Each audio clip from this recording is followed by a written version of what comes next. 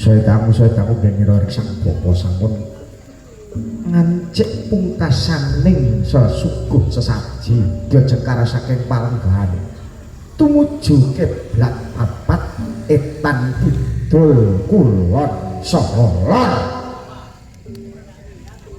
tatan katon nalika semanten Sang Brahmana sampun kepareng asta wujuding gegaman kang aran Pecut Kyai Samandiman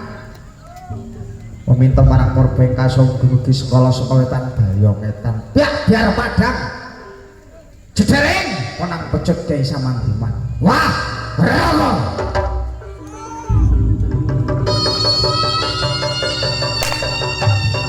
satrio Purwowo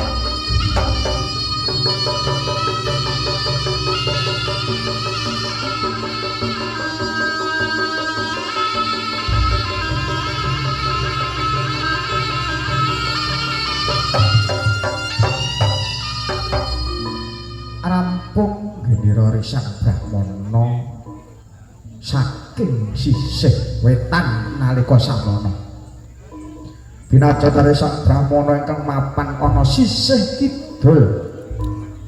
muga-muga sekolah saka kidul Bayong Kidul sing sumedya aja nganti temeka sing temeka aja nganti temama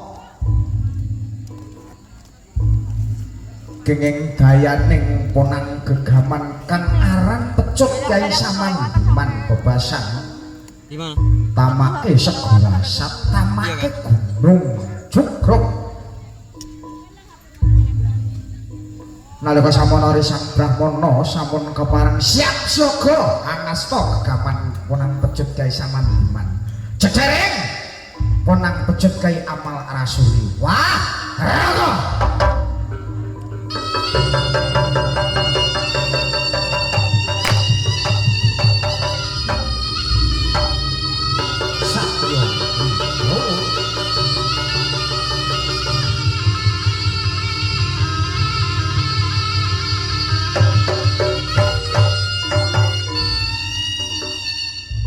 rampung Sang Brahmana kang mapan sisih kidul binajut Sang Brahmana kang mapan ana sisih kulon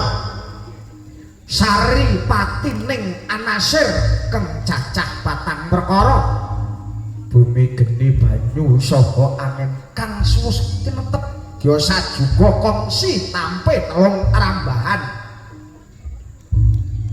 muga-muga bisa amembuhi santosaning jiwa raga amembuhi santosaning keluarga Satria Wibowo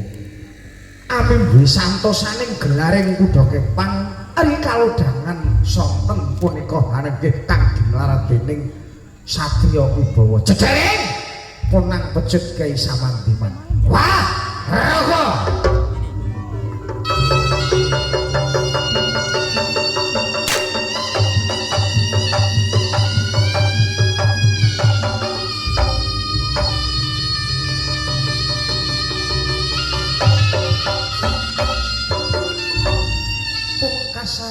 Sang Brahmana kang wis kepareng jumeneng madyaning pagelaran agung Suradira jayane kang ratebur dening pangastuti sakabehing titah umat janma kang ana ngalam donya kang asipat angkara murka kang asipat tanana welas asih mring sasama tan asipat sok gawe gelaning marang sapadaning gyasirna marang apa sing dadi sedyane jroning batin isine mung welas asih mring sasama tansah gawe bungah mring sasama nalika samono Sang Brahmana wis kepareng mungkasi madyaning pagelaran agung jedereng ponang Pecut Kyai Samandiman pratandha ambukane gelare kuda kepang wah raga